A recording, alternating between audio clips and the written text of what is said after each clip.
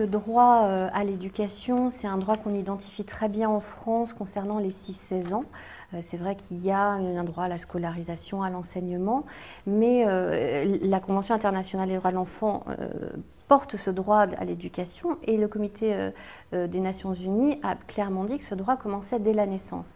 Sauf que la Convention internationale ne définit pas ce droit à l'éducation et notamment ne le définit pas pour les tout-petits. On ne peut évidemment pas transposer ce droit à l'éducation comme uniquement un droit à l'apprentissage pour les 0-6 ans. Il ne serait absolument pas adapté. Pour autant, la question c'est de se dire qu'est-ce qu'on y met derrière entre l'éveil, la socialisation du jeune enfant et effectivement permettre des modes d'accueil diversifiés, adaptés à chaque enfant, qui permettent aussi à tous les enfants d'y avoir accès, notamment aux enfants qui sont en situation de handicap. On sait qu'aujourd'hui, c'est une difficulté.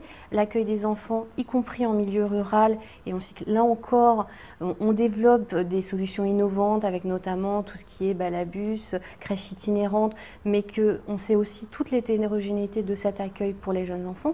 Et puis qu'évidemment, en premier lieu, je dirais que cet accueil ou que ces modes d'accueil correspondent à la volonté des familles.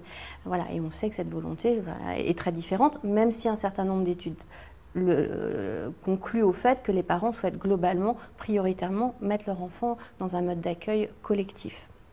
Voilà. Donc c'est vrai que cet enjeu, il est fondamental. On ne peut pas ne pas penser cet enjeu sans penser également l'articulation avec l'école maternelle, parce qu'effectivement, il y a un enjeu probablement de passerelle entre les modes d'accueil de la petite enfance et la scolarisation.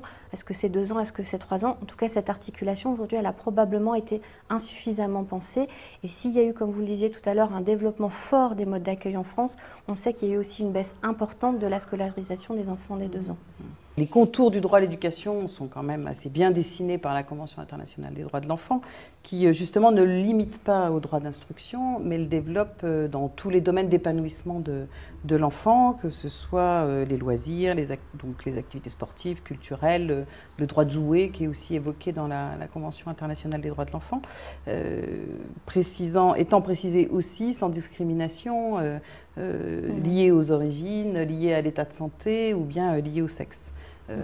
Et ça peut sembler un petit peu anecdotique de l'évoquer, notamment si on parle de la petite enfance, hein, mais c'est une attention, je crois, toute particulière pour tous les acteurs de l'éducation, que d'être vigilant sur cette question des discriminations. Et pourquoi je m'attarde un tout petit peu sur la discrimination? Parce que je crois que dans les enjeux d'éducation, il y a fondamentalement ces questions-là, qui sont basiquement des questions du vivre ensemble et que ces enjeux-là s'acquièrent très jeunes. Alors d'où l'enjeu, pour revenir à la question précédente, de proposer des modes d'accueil. Moi, personnellement, je suis tout à fait réservée sur la question de l'accueil très jeune à l'école. Je trouve que la scolarité à 2 ans pose des exigences pour les enfants qui sont disproportionnées. Et je préfère qu'on envisage le développement de modes d'accueil collectifs jusqu'à 3 ans. Et effectivement, qu'on pense là aussi dans une dynamique et de souplesse et de relais entre ces modes d'accueil collectifs et puis l'accueil à l'école.